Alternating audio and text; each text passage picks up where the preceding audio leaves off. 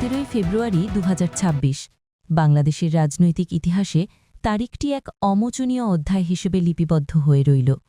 দীর্ঘ ১.৫ দশকেরও বেশি সময় লন্ডনে নির্বাসিত জীবন কাটিয়ে এবং অগণিত আইনি ও রাজনৈতিক চড়াই উতরাই পেরিয়ে অবশেষে গণপ্রজাতন্ত্রী বাংলাদেশ সরকারের প্রধানমন্ত্রী হিসেবে শপথ নিলেন তারেক রহমান। এই শপথ গ্রহণ কেবল একজন ব্যক্তির ক্ষমতায় আরোহণ নয়, বরং এটি একটি দলের পুনরুত্থান এবং দেশের রাজনৈতিক পটপরিবর্তনের এক চূড়ান্ত মহাকাব্য। সংসদ ভবনের উন্মুক্ত চত্বরে যখন বিউগলের সুরে রাষ্ট্রীয় অভিবাদন জানানো হচ্ছিল, তখন সেখানে উপস্থিত লক্ষ লক্ষ মানুষের চোখে ছিল আনন্দাশ্রু আর নতুন এক ভোরের প্রত্যাশা। তারেক রহমানের এই যাত্রাপথটি ছিল ত্যাগের, বিচ্ছেদের এবং শেষ পর্যন্ত এক অভূতপূর্ব বিজয়ের। এই যাত্রার সবচেয়ে আবেগঘন মুহূর্তটি শুরু হয়েছিল গত ডিসেম্বরের শেষ সপ্তাহে। দীর্ঘ ১৭ বছর পর যখন তারেক রহমান হিথ্রো বিমানবন্দর থেকে ঢাকার উদ্দেশ্যে রওনা হন, তখন থেকেই সারা দেশে এক অস্থির উত্তেজনা বিরাজ করছিল। ২৫ ডিসেম্বর ২০২৫ তারিখে যখন তার বিমানটি হজরত শাহজালাল আন্তর্জাতিক বিমানবন্দরে অবতরণ করে, তখন রানওয়ে থেকে শুরু করে কুর্মিটোলা পর্যন্ত পুরো এলাকা লোকে লোকারণ্য হয়ে ওঠে।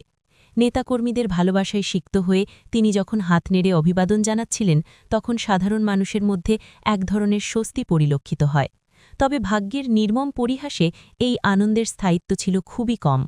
দেশে ফেরার মাত্র ৫ দিনের মাথায় ৩০ ডিসেম্বর রাতে এভারকেয়ার হাসপাতালে চিকিৎসাধীন অবস্থায় শেষ নিঃশ্বাস ত্যাগ করেন বাংলাদেশের সাবেক প্রধানমন্ত্রী ও তারেক রহমানের মাতা বেগম খালেদা জিয়া।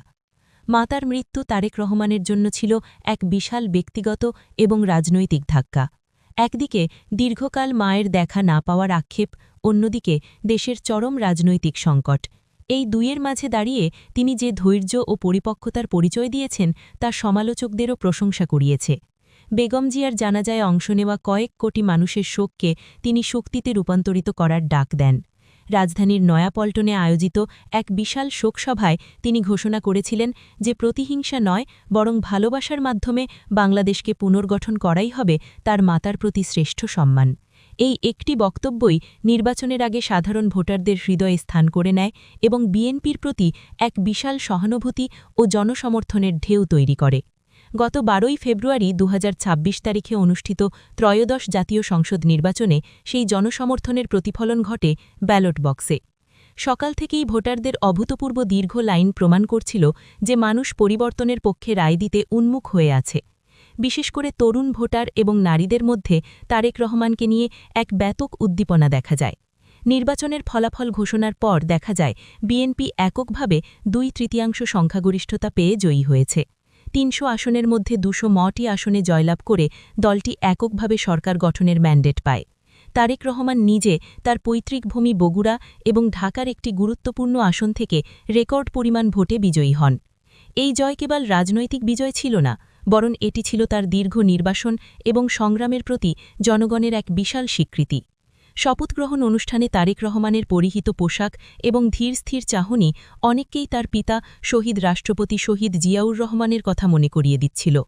রাষ্ট্রপতি মোহাম্মদ শাহাবুদ্দিন যখন তাকে পদের শপথপাঠ করাচ্ছিলেন, তখন পুরো সংসদ চত্বরে পিনপতন নীরবতা নেমে আসে। শপথগ্রহণ শেষে প্রধানমন্ত্রীর ডেস্কে সই করার পর তিনি যখন ডায়াসে দাঁড়ান, তখন মুহুর্মুহুর স্লোগান ওঠে। তার ভাষণে তিনি কোনো আক্রোশ বা প্রতিশোধের কথা বলেননি, বরং তিনি জোর দিয়েছেন আইনের শাসন প্রতিষ্ঠা, সংবাদ মাধ্যমের স্বাধীনতা এবং অর্থনৈতিক বৈষম্য দূর করার ওপর। তিনি স্পষ্ট করে বলেন যে এটি কোনো নির্দিষ্ট দলের বিজয় নয়, এটি বাংলাদেশের প্রতিটি নাগরিকের বিজয়, যারা গণতন্ত্রের জন্য দীর্ঘকাল অপেক্ষা করেছেন। প্রধানমন্ত্রী পদের কর্তব্য বিশ্বস্ততার সহিত পালন করিব। বিশ্বস্তার সহিত পালন করিব।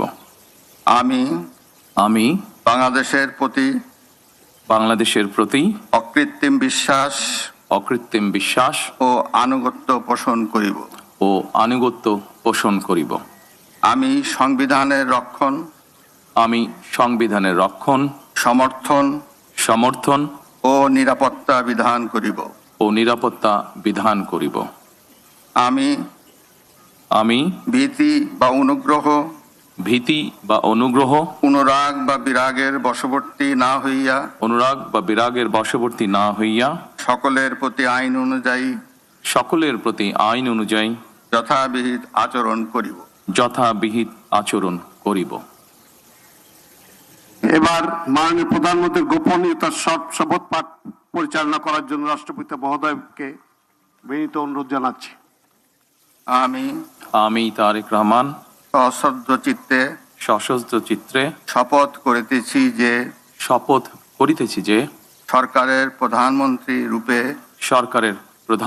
রূপে যে সকল বিষয় আমার বিবেচনার জন্য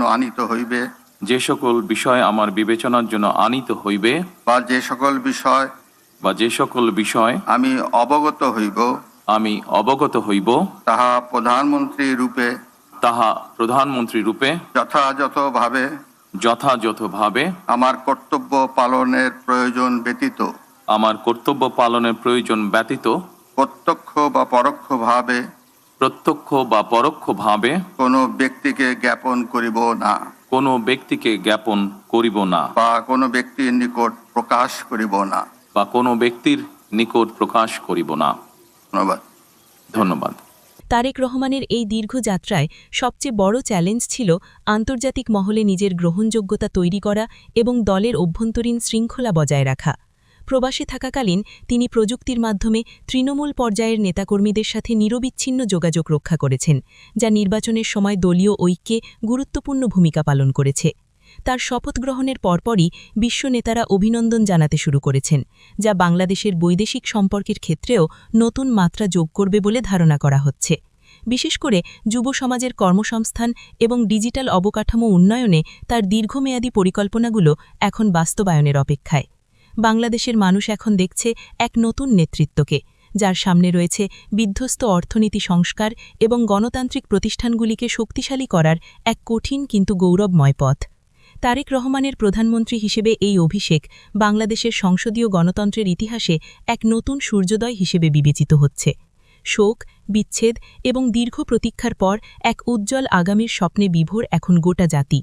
তার নেতৃত্বে বাংলাদেশ কোন পথে এগোবে তা নিয়ে বিশ্লেষকদের মধ্যে নানা মত থাকলেও সাধারণ মানুষের প্রত্যাশা আকাশচুম্বী। দীর্ঘ নির্বাসিত জীবনের অবসান ঘটিয়ে দেশের সেবায় নিজেকে উৎসর্গ করার যে অঙ্গীকার তিনি করেছেন তা পূরণ করাই হবে তার আগামী দিনের সবচেয়ে বড় পরীক্ষা।